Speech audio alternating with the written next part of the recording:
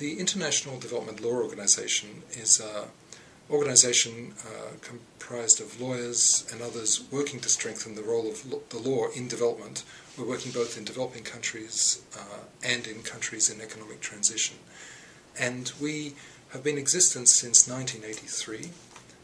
We started out with a program to strengthen trade law and commercial law capacity in developing country lawyers. Now we have trained over 20,000 lawyers and others around the world, and we have 46 alumni associations in developing countries. These are associations, organizations of lawyers and others who have done our courses and in each country have formed a little organization on law and development to continue the work. And with many of those alumni associations, we are providing technical assistance and some measure of support so they can continue their work. Also, when we do go and work in country, there are immensely useful points of contact, because these people, some of them have done our courses 10 or maybe even 20 years ago, are now at quite senior levels in the private sector or in government. So it's an immensely exciting place to work for me. We have programs in a number of streams: social development, governance, economic development. I'm working in the social development program and I'm managing the health law program, but we also have a very strong environmental program as well. The HIV and health law program is a 3-year program working in up to 12 countries around the world, promoting health through improved rule of law.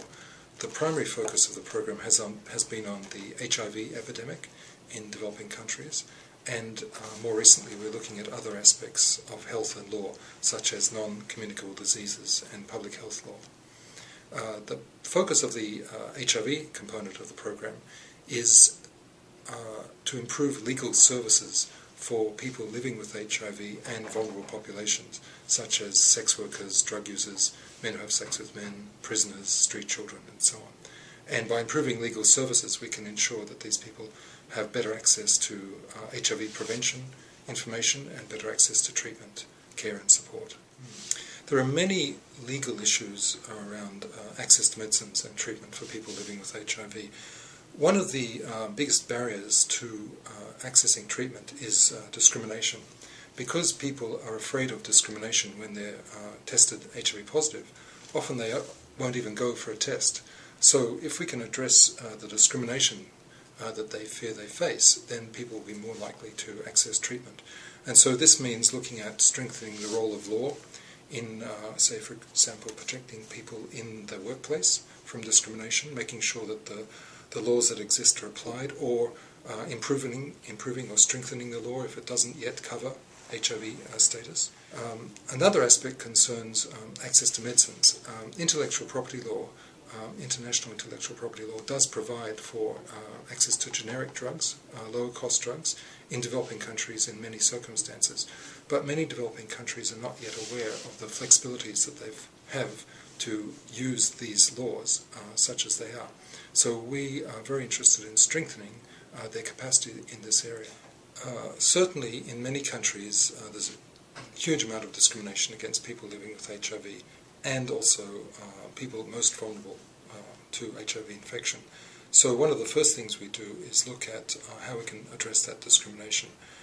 Most governments now have official policies condemning discrimination, even if they don't have a law that can be used directly.